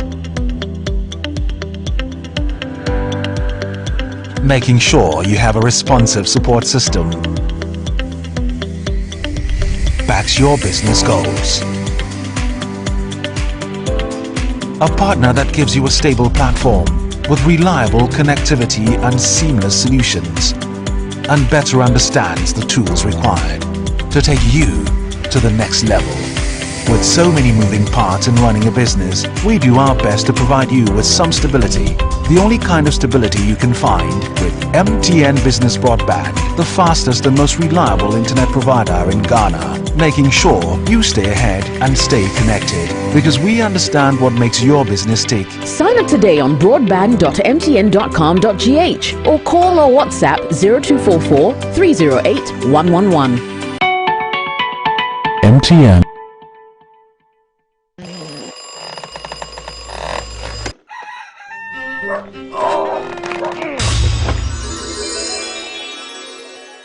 Who are you? Who are you? Charlie, I'll be you from the future. Who doesn't sleep on that slice of bready poor mattress anymore? Don some slippers, then follow me. You didn't spot the mattress we did the front there. Yeah? That'll be the mattress where the dead for me. Wait, what are you doing?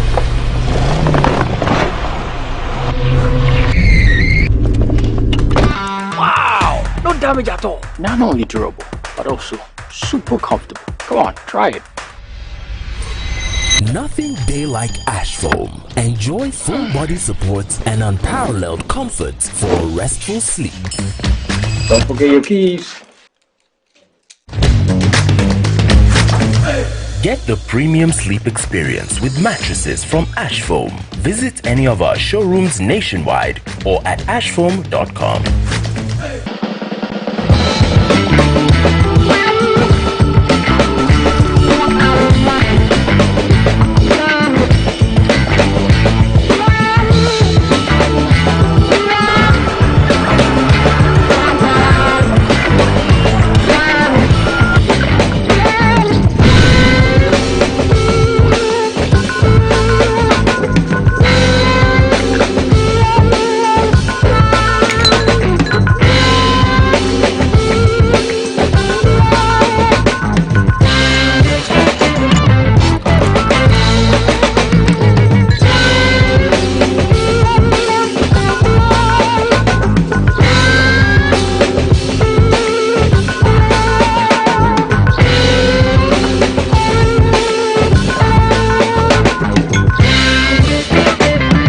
great music,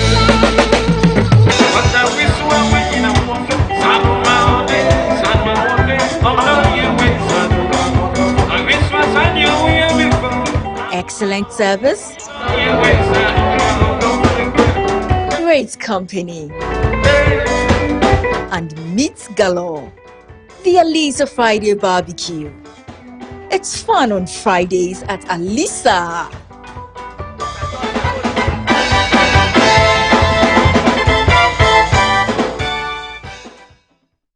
Attention all farmers, are you ready to take your crops to the next level? Introducing 3 effective organic composts that will revolutionize your farming practices. ACAP, KCAP and IRECOP brings to you the ultimate solution for your fertilizer needs. Introducing the ACAP Grade A, KCAP Equiafuajenkwa and the IRECOP with cocoa blends, palm blend and mulch. These are made from locally sourced municipal solid waste, and these are the perfect choice for sustainable farming. Join the organic revolution today. Boost your crop yield, improve soil health, and support sustainable farming practices. Choose ACAP, KCAP, and IRECOP organic compost for a greener and bountiful harvest. For your purchase and more information, call the numbers on your screen. Our products are endorsed by Cocoa Board, Planting for Food and Jobs, and the Ministry of Food and Agriculture.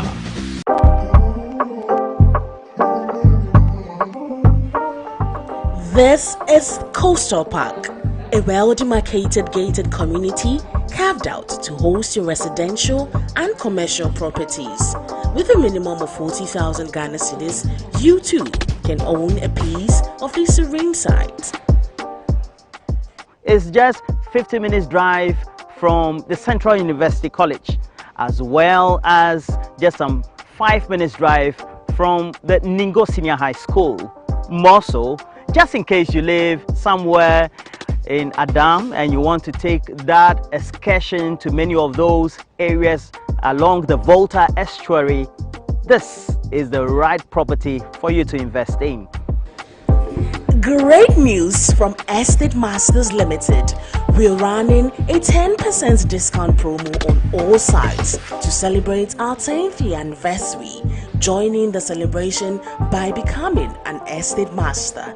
Enjoy benefits such as free site visits throughout the duration, free indenture, and free site plan. Contact us for more information. Remember, T's and C's apply. Estate Masters Limited, your most preferred estate partner.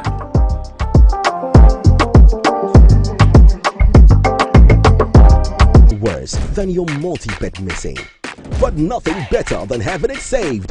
Bet saver.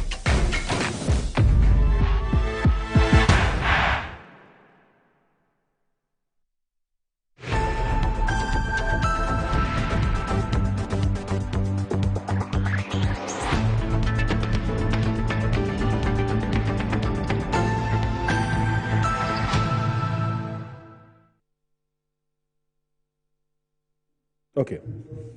All right, welcome back. This is Good Morning Ghana here on the Metro Television. My name is Audu Moro.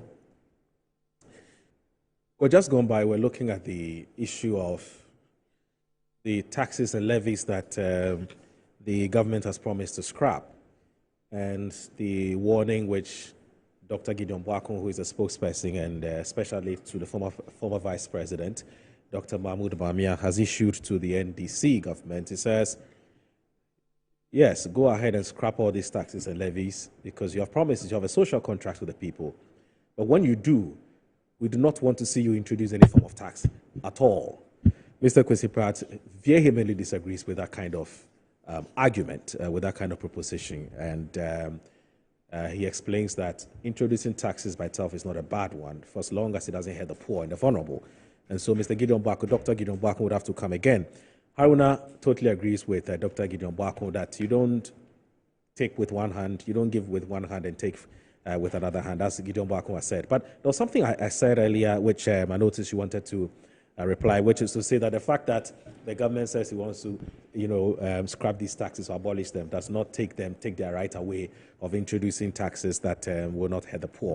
And I noticed that you wanted to say something before I go to our next story. Gideon Bwaku's call is on the premise that the MDC in opposition were always against introduction of taxes. So if you are outside, you are against introduction of taxes. But that in itself is not factually true. No. They were. Look at the taxes we took away when we came in 2017. Okay. We took away almost more than 12 taxes, and we introduced some taxes in the process. Right. And they were questioning us all the time that, why are you introducing taxes? Why are you introducing taxes? So stop introduction of taxes. So if Gideon is saying that if you take this away, don't introduce new taxes, it's just to also remind them that this is the governance system. And if you believe that you can't govern without the introduction of taxes, please don't take away, don't bring any tax again. Yeah, and I'm saying that, when I get that. But it was not just that you can't, but he says don't. It is not a restriction, right? But it's a call that they have made before, so that at least we as politicians, when you are in a different seat, you must be very careful the call you make at some point and be able to look at this in the future to know that government will use resources to build our communities, our lives, to be able to build our human capital base and what have you. So we must necessarily not say that government should not introduce taxes. But however, if this was your stand, why not maintain that particular stand, not to introduce any tax? So I don't think that he made a call in malice. He made a call reference to the standard or the state in which this particular government was in opposition and the course of which they have made to substantive government or previous government with respect to the introduction of taxes. There is no government that has come without introduction of taxes, but it depends upon the policies that governments brings in. If you look at the taxes that we have scrapped, look at the air flight taxes, look at the many of the taxes we took, it has a very great impact on the citizens. And the taxes that we introduce, most of them, like Uncle Kwesi said, not all of them also passes through that has much reflection on the citizens. But I always believe that the introduction of even a minute tax would definitely have something to do with the final consumer. And Gideon, I don't think Gideon has made something out of his statement that he has called is not a restriction. It's a call that he's making to them. If they heed to it, so be it. If they are not able to heed to it, then the Ghanaian citizens are watching and listening. I think it's important that we... Dr. Gideon Bwaku could have chosen to speak the way you speak, or the way you just spoke. He decided not to. And I think that we should hold on to his own words, not yours. He's saying that if government withdraws these taxes, he shouldn't introduce any other taxes. Yes. Simplicity, that's what he says. Sorry, Uncle, you know, this is a newspaper report. We have not had the opportunity to listen to the audio or listen to himself. All we have is the newspaper report. Yeah, so probably we can go around it, but maybe it is not what directly he said, but the understanding of the writer. But you're right. But I'm saying that all we have to go by now in this newspaper analysis is what is there. Yeah. Okay. We didn't hear him speak the way you spoke. We heard him say that if you withdraw the e-levy, you lose your right to introduce any other taxes, or you should not be allowed to introduce any other taxes. Yeah, moral right, actually. Yeah. Moral right. Which is problematic. You understand? Okay. But it's also important that I state this because, you know, the thing about Good Morning Ghana is that it's also a place of setting the record straight. And the reason Good Morning Ghana is Good Morning Ghana because you can't come here and just spew anything and go scot-free. I mean, you would be checked. But here's the thing. I don't recall that the NDC in opposition were implacably against taxes. I mean, you can't, in all honesty, build any country without taxes. What I do recall they said at the time was that there were certain taxes which had been introduced. And we talk about e-levy. In fact, we just spoke about e-levy. We just talked about a betting tax. There were specific taxes and levies they felt were not necessary. Also remember the context at the time was the number of ministers the president at the time, Nana Addo, had appointed, almost 125. There were quite a number of things that Nana Addo had done at the time that the NDC felt that, look, rather than increasing and introducing these taxes, check your expenditure. and that there were a lot of waste in the system. And that's why they call some of these taxes nuisance taxes, But in principle, if you state, as you did earlier, that the NDC was saying that they're against taxes, I don't recall the NDC saying that. I'm sure there were some specific, there were specific taxes that they were against. But of course, when the NPP were also in opposition, when the NPP was in opposition at the time, Tekpe introduced a few taxes, and the NPP were livid about those. So it's been a back and forth. But I want to say that in principle, no party can run this country without taxes. It's not possible, But you are allowed to kick against certain specific taxes if you feel that they are nuisance taxes. That you're allowed, but you can't run this country without taxes. Yeah, it's just a response to the statement you made earlier. I think that kicking against even one tax is that you have kicked against tax. So you cannot entirely say that government should not tax. There's nobody that can say government entirely should not tax. If you say so, then it means that government should be grounded. It is obvious that the NDC has spoken against many taxes that have been introduced. Fact. Even if it is one tax, they have.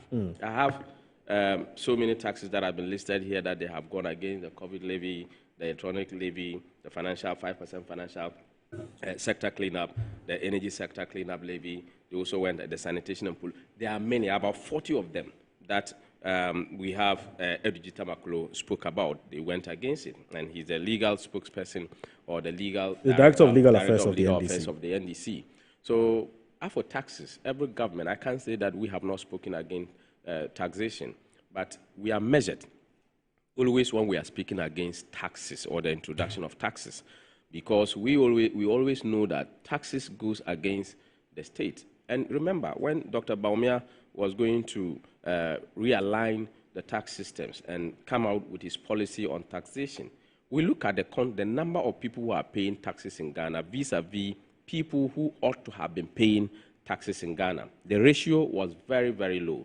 So we needed to widen the tax nest to include many Ghanaians who will be paying taxes so that the incidence of taxes will reduce on the number of people who have been paying.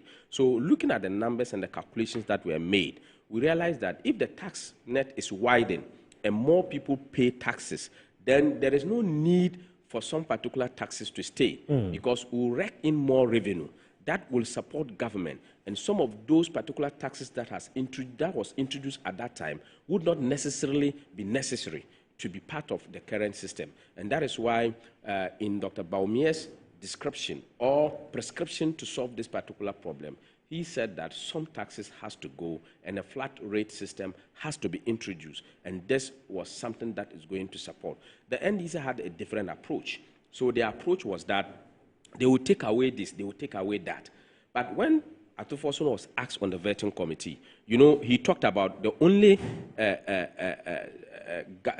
measure that he brought was the cut in expenditure. So he was being probed further because expenditure is just one line action that you would take when you are reducing your expenditure vis-a-vis your this, because that calls for the deficit system that we run. So we must be very practicable and very straightforward as to what are we going to do to generate more income, so that at least when we cut expenditure, we can still stay within our means and we'll be able to go back to the fiscal regime where we would not have 5% more of our deficit within the system. I think it is entirely correct that all political parties, including my party, all of us have called for in many of the instances against the introduction of some taxes, not entire taxes. And I don't think that Gideon is saying that some taxes government should not have taxation, but we must be very measured as to what we do.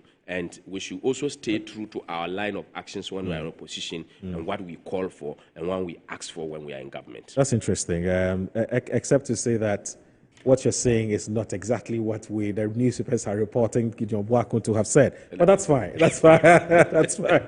It's your colleague. So, your job is to try as much as possible and do and make him look good. But that's fine. That's fine. I'm going to see. I'm looking at the National Cathedral. I looked at the front page of your newspaper. That's the Insights newspaper. And you report that investigations have begun into the $400 million Akufo-Addo Dream Project. That's how you captured it. And They're saying that Ghana's government has begun investigations into the controversial plans to build a 400 million, which is 330 million pounds, national cathedral, according to the new president, John Mahama. Pressure has been mounting on authorities to drop the project, which has divided opinions in the country, experiencing an economic crisis. The former president, Nana Addo Dankwa Akufo-Addo, whose party was voted out during December's elections, had pledged to build a cathedral after crediting God for his party's success in 2016. Akufo-Addo's government said the cathedral would be privately funded, but $58 million of taxpayers' money has so far been spent or sunk in the project, this according to a BBC report. And it continues to say there's nothing to show for this sum, but a huge crater in a plot of valuable land in central Accra, previously occupied by state buildings, judges, homes, and financial firms. Ghana is a deeply religious country where 70% of the people are Christians. The National Cathedral of Ghana was envisioned to be a sacred place for all Christians where, national religious service could take place. It is also intended to house a Bible museum and a national conference center and so on. So at a Thanksgiving service on Sunday, Mahama said the Commission on Human Rights and Administrative Justice directed the government to audit the project and investigate any misuse of public funds. We would soon activate such an investigations into the project. However, he did not rule out finishing the cathedral.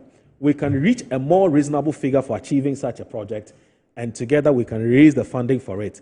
Such a reconsideration of this project might even include changing the current site that was chosen for the project. Ogwezi, what can you tell us more about this story? Well, I listened to the president at the Thanksgiving service organized by the National Democratic Congress, and I cannot have any quarrel with his announcement that investigations into the funding of the project will be carried out.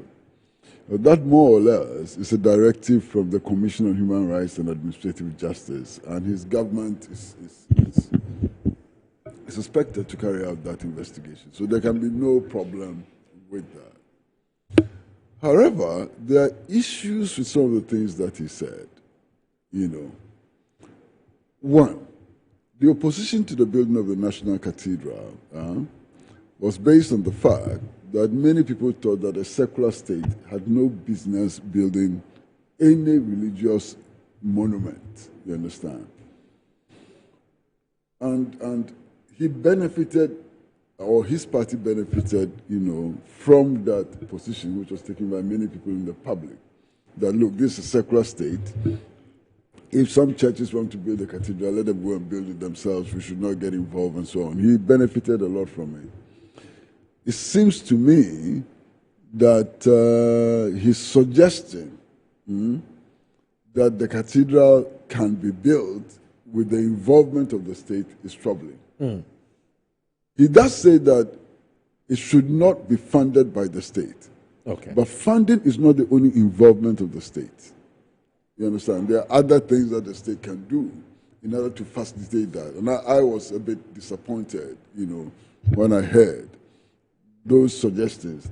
I mean, the people who opposed the building of the cathedral did not oppose it because it was being built in the ridge area. You understand? So if you move the project from the ridge area to Abekala Pass, or Kumasi or even Tamale, it doesn't change the argument at all. So his suggestion that in the future it may not be built on that site really does not address the question. And I was very uncomfortable with that.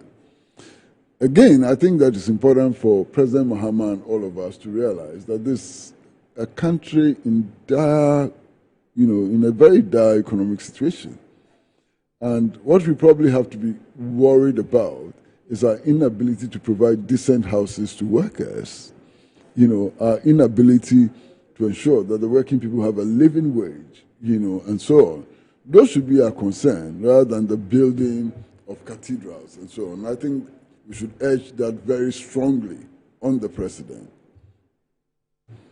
Besides, even from a theological point of view, this whole cathedral business does not hang together properly. Look, they claim that they have a God, and that this God actually created heaven and earth. That is their claim. So this God who created heaven and earth actually needs his creation to provide him with a residence. It doesn't make sense. This omnipotent God who is able to create everything on earth and in heaven and so on needs a residence. And his creation has to go and give him the residence. I mean, really, it doesn't make any sense at all. You know, and then this thing about the bias of God. I mean, President Nana Addo Dankwa Akufo-Addo actually claimed that God decided to make him president, decided to support him over his other competitors. What kind of biased God is that? Really? So is God that biased? So when we were electing him, God was biased in favor of MPP and against NDC. Does it make sense? And then, unfortunately, President Mahama also claims that God was biased in his favor against Bawumia. Well, where is the evidence? And really, I mean, the concept of God does not portray him as being biased at all. So these politicians really, they are doing irreparable damage to the image of God. If you have a God who wears party colors, I don't want to see that God. If you have a God who is MPP, what am I going to do with that God? If you have a God who prefers President Mahama to Mahmoud Bawumia, what do I have to do with that God? The God who created all of us equally and so on shows bias when it comes to elections. Please stop inflicting us with that. I know what you want to say, Kwesi. Please don't. I know what you want to say. Please don't. What is this? Except that, Kwesi, you know when this, how do you call it, the National Cathedral matter came up, there were two strands of opinions.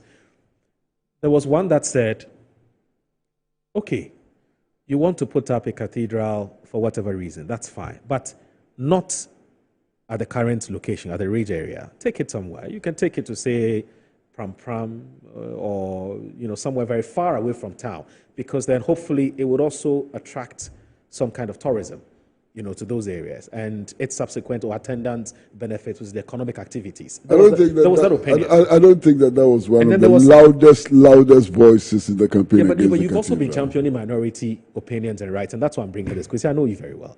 You champion minority rights all the time. Master, my position is that the state has no business in the building of a cathedral. Whether it is at Matahiko or Kutubabi or Pig Farm, the state has no business getting involved in the building of a cathedral. So, you understand? Right. So that's my position. Okay.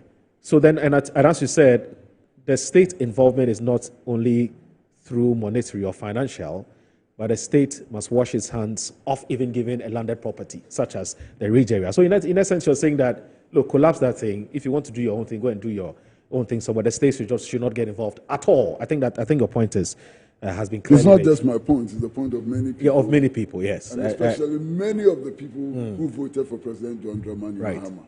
And I think he should take loud and clear that they don't want the cathedral. Okay, Aruna, cathedral.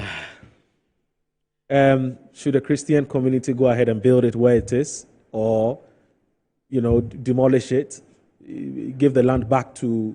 There's nothing to demolish. It's a hole. It's a hole. Yeah, great actually. Well, not demolish actually, but stop it. Basically, stop it and put the place to some other use apart from an Asset Cathedral. And as Uncle Kwesi said, wash your hands off. Your state, you have no involvement. But interestingly, you remember when what's the name of this CPP chap? The guy who took the matter to court. I've forgotten, the former CPP General Secretary. He took the matter to court and wanted the Supreme Court to... Sorry? Atik? Not Atik. Oh, Atik is PNC. What's the name of this guy? Oh, he's not a doctor. That's a PhD. He took the matter to court to go and see... Sorry? Yes, Bonfrey. Yes, he took the matter to court and went to court to tell the court that, look, it's a secular state, and so nobody should be allowed to do anything for any religious group and thing. The court did not agree with him and said the president had every right to do anything for any religious, persuasion. But anyway, that's another conversation for another day. But what do you make of this? What do you think should be the way forward as far as this National Cathedral thing is concerned? I think that there's a new government in place. President Mahama has indicated what he wants to do with the cathedral issues.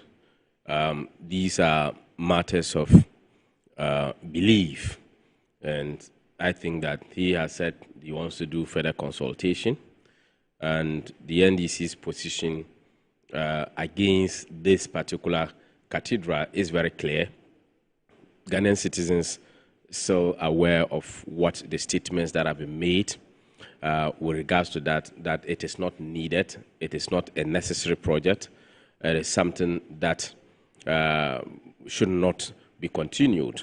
But we've heard the president, he has made a public statement on this matter. I have always said it, whilst even if we're in government, I have desisted from speaking on some of these religious matters because the house of God is meant for worship. I have many times went through the church to pray in other countries that I've gone, I want to pray, or even communities, and I believe that the church, you can use the church as a place, either the outside or even the inside, to pray, because as Muslim, we do agree that you must first accept that Jesus Christ was a prophet before your deen is even accepted. And I believe that matters of religion must be left with stakeholders to be discussed and get to a consensus and get this matter resolved. So if the current president is saying that he will continue to get this cathedral finished and he's going to engage the stakeholders to get it done, let's give him that opportunity to see how best is going to be done. But changing site of a current cathedral with regards to finishing, I don't know how it's going to be done as a student of project management, because finishing means that you would continue what has been done and finish it. And then changing the site also means that you are developing an entire new project, right, which is also given. So it's left with us as Ghanaians and the religious leaders to look at that particular aspect. And Uncle Kwesi, with regards to favorability or unfavorability, with regards to God's work, it is God, like in many instances, that He gives, He takes. And when God gives you something, it doesn't mean that He dislikes the other person. It is Him who decides who He gives to. And all of us believe that. What wrong had Dr. Mahmoud Bawumia done to God for God to hate him so much as to decide, as for you, you will not win this election where Mahama should win? You see, Uncle, there are many and you things. supported this candidate. The point is that when God takes something away from you, it is not as a result of hate against you. Probably, there are many things that God does that we don't see. It can happen that Moro is looking for something. I decide to fight Moro to not get it. But behind it, God had designed it that Moro should get to host Good Morning Ghana before I can get to work at the BBC. Moro is doing, and we are all struggling to get Good Morning Ghana. So because he has to get before I get to climb the ladder, then I fight him. He doesn't get it. In the arrangement of God, I won't get to where I am going. Master, so if everything is preordained, why do we struggle? Why do we organize campaigns? If God has preordained who is going to win 2028 elections, why should anybody organize a campaign? Let's wait for God to come and appoint the person and put him there. What is this? This preordination thing, that doesn't really make sense. You see, that God decided at some point that the 2024 elections must be won by President John Dramani Mahama. But he must put effort to it, to win. Oh. So it's not just God's decision. You see, Uncle, in the concept of entrepreneurship, for example, I raise this phone to say, who wants this phone? In a class, everybody sits at one place and say, I want it, I want it. If you want it and you don't come for it, that concept is lost. When you want something... So you're saying that God's power is limited by our will? God's power is also impounded on your zeal and work towards that. So his because power if is you limited. are So- sleeping and you want to eat, God will not give you that. Master. food.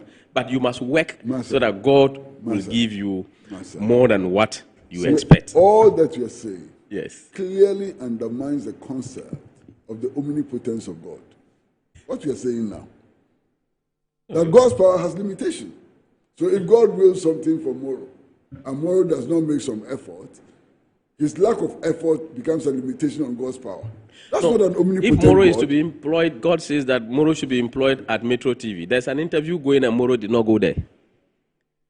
That's Do you a get the point? limitation So to his definitely power. an opportunity will be given to Moro again when there's another interview. So that's Because- a limitation to his power. That undermines So if God the says concept of Bawumia should be omnipotence. Ghana's when president, it the comes loss to- of this one does not stop him from Yeah, becoming president. He had the opportunity to contest again, and God will give him the Yes, opportunity. I think we should make progress. Yeah, so because you see, it's- when it comes to matters of religion of and faith, religion it's always a very Dicey sensitive issue. and a very dicey I know issue. it's so sensitive. Right. But it must I make want us sense to me. I understand that. I understand that. I believe that an omnipotent and omnipresent God must not have any limitations. No, must be probably the most sensible entity in the world. Right. So when you say things that don't make sense, I You find have it every very reason difficult to reconcile. That's fine. That's fine. Obviously, I beg you, let's make some progress, and look at some other. In fact, perhaps our final story, because we have just 10 minutes to go. Wow. The LGBTQI bill is back, and we'll look at this briefly. And it is back because the president had said something, and some people are already beginning to ask whether he's backtracking on what he has said earlier.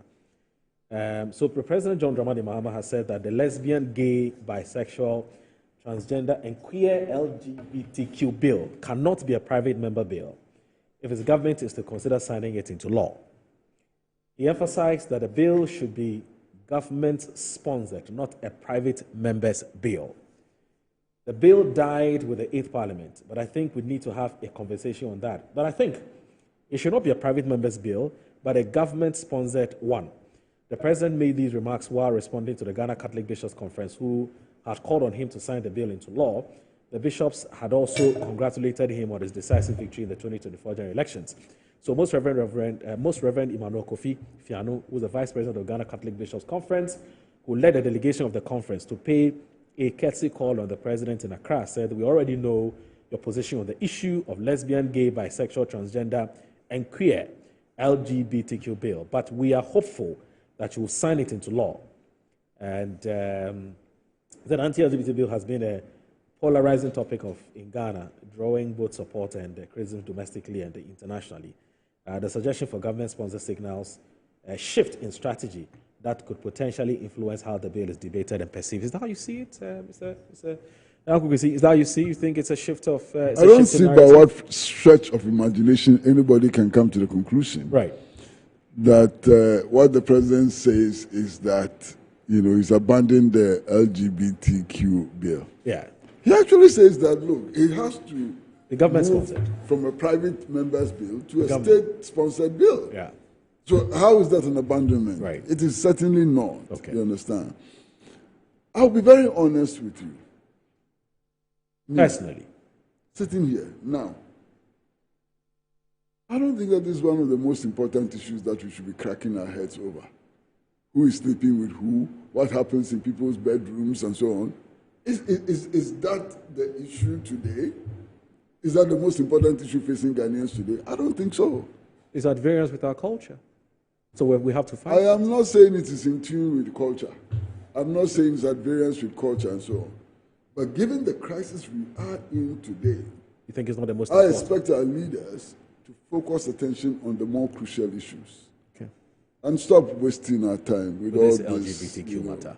All right. Really, I mean, I think sometimes our leaders don't get it. Okay. Look, and I've said it repeatedly, this is a country which needs to spend 128% of its total national revenue on 3 line items: debt servicing, debt repayment, and public sector salaries and wages. Only finish. So if you have leaders who are confronted with this problem and they keep Well, you can understand. I mean, the Catholic Bishops' Conference paid him a visit. They brought it up, and he had to respond. It wasn't as though he just said it out of nothing, you know. And so the newspapers decided to capture that as an angle to the story. So just to put it in context, you know. Haruna, Moro, do you also think that the president is backtracking, is shifting, or it's in line? If it stays sponsored, I'll sign. The stand of His Excellency the President was very clear when he met the international media. He spoke on his position on the LGBTQ++ law. He indicated that he was asked if he's the president, will he sign? He said no. He will refer the bill back to Parliament for some other works to be done. Fine-tuning, that's the word he used. Fine-tuned, yes, before it gets to him.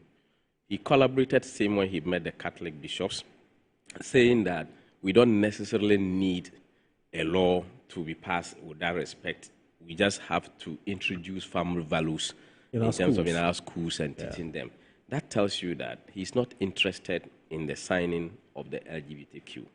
What he said, that it must not come through private member bill, is very clear. It is not something new. Who were the sponsors of the bill? There were persons who were in the minority. Today, they are in the majority. If they are bringing the bill, it has to pass through the government structure to be able to come to Parliament. And obviously, he will say they should bring it or they should pass it through that particular procedure. But we know clearly that he doesn't need it. What he needs is family values, which is against the NDC's preaching when they were in opposition and what the Ghanaian citizens had listened to them. So this is what Ghanaians should be able to judge and to understand that it is not just President Akufo-Addo, but it is the presidents across or in Ghana. This is the understanding. We must all have a collective understanding of the state, because in the discussions, President Mahama is talking about looking at it holistically. But when it came as a private member bill, it was something that came from the opposition without government intervention and even addition or subtraction to ensure that something is being done. It is only when it gets to Parliament that Parliament looks at the various clauses, take away and add something. So clear, if government is bringing it, it can be fine-tuned. And for me, whether it is passed or it is not passed, my religion and my culture is against it. And never, never in my mind, never in my life should it come across me to practice such an activity. I would not and would never. Let me subscribe to that. Yes. I mean, what I really distaste is all these Western ambassadors, you know, strutting around and telling us what to do and warning our leaders and so on. Yeah. We should not tolerate that. In much the same way that we cannot go to Washington and be telling Trump what to do and Biden what to do and so on, we do not expect the ambassadors to come here and be lecturing our leaders as to what to do. Right. I get very angry when I see these Western ambassadors playing God, you know, around here. Yeah. So that's a problem that I have with all this debate about LGBT and so on and so forth. Okay. But, Massa, I don't think that this private members bill was sponsored by NDC members alone. Fact. There were actually MPP members who supported this. Yes, in fact, the former deputy education minister. Exactly. Who supported it very, very keenly. Yeah. So you have people from both sides, you know, sponsoring this bill, and that's a fact. Okay. I don't think that I see any indications that President Mahama is against the signing of the bill or the passage of the bill. What he's saying is that if the bill has to go to Parliament, he's saying that, look, the 8th Parliament, its life is ended. And therefore, the process has to be started again. He wants to see it started as a state-sponsored bill rather than a private member's bill. That's not an indication of abandoning the position that had been taken earlier. You understand? Okay. Now, you don't know what my religion is. Huh? You don't know what my religion is. Okay, and so on. This would be good to tell us for the first time. We don't know. Why do I have to tell you what my religion is? I am Muslim. I don't know where you are. And why should I tell you mine? It's a private matter. It's completely private. You understand? Oh, Gwezi. But what I'm saying is that today, when I look at I don't think that we can afford the luxury of spending all our resources and time and so on debating this issue. I agree with you. It's a non-issue. I agree with you. Let me read these messages. Let me read these messages briefly. We have just 2 minutes to go. Just quickly. So Alaji Hamza from Pig Farm says, good morning, my brother. To me, the assumption of President Mohammed's administration so far so good. I was particularly happy to hear President Mohammed directing the Lands Commission to put a stop on all states' land and also to submit to government the full list of government lands sold under former President Nana Addo Dankwa Akufo-Addo. The looting of state lands and state bungalows must stop and stop now. This one here, let me just quickly look at it before we're taking off. Good morning. I'll suggest to government to introduce tax stamp. About 70 to 80% of us in the market don't pay tax. It was introduced, I think, during Atamil's time. That was the last time we paid tax at Makola Market. This one, good morning, Mr. Audu. Vetting Committee Chairman is dictatorial and also yielding to the negative emotions of Honorable Governance Agboja. That's Tad in Wa who sends that message. And Hassan says that, good morning, Moro. Renewal of licenses of 9mm firearm is 150 cedis. I own one and I renewed mine just recently. So Uncle C says yes. Whether it's 12 or this, that's not the issue. And there are more fundamental issues with it. In fact, it's a good tax. Increase it. Only recently. Is yours a shotgun or kafumbi? You don't have to. I want to thank you very much for your time, and I also want to thank Uncle Kwesi Pratt, who's a very loyal resource person for this show. We're so grateful for his time. I didn't say government sponsored. I didn't say it was not sponsored by political parties. I said it was not a government sponsored. So the former Deputy Minister of Education, being part of them, did not make it a government sponsored. I hear that. Nobody said so. Yeah, nobody said. But it came from both parties. Yeah. But let me extend my heartfelt commiserations and condolences to my very good friend Seydou Kpebu. You lost your brother yesterday. Of course, in line with Islamic tradition, he's been buried today. I want to sorry, my brother, for this loss, and also my condolences to the bereaved family. And we'll link up. We'll link up. I'll get in touch first. So, Seydou Kpebu, so sorry for the loss. As Muslims, we say, Inna lillahi wa inna ilaihi raji'un. Have a good day. Thank you very much for watching. Good morning, Ghana. My name is Audu Moro. Thank you very much. Have a good day. Bye-bye.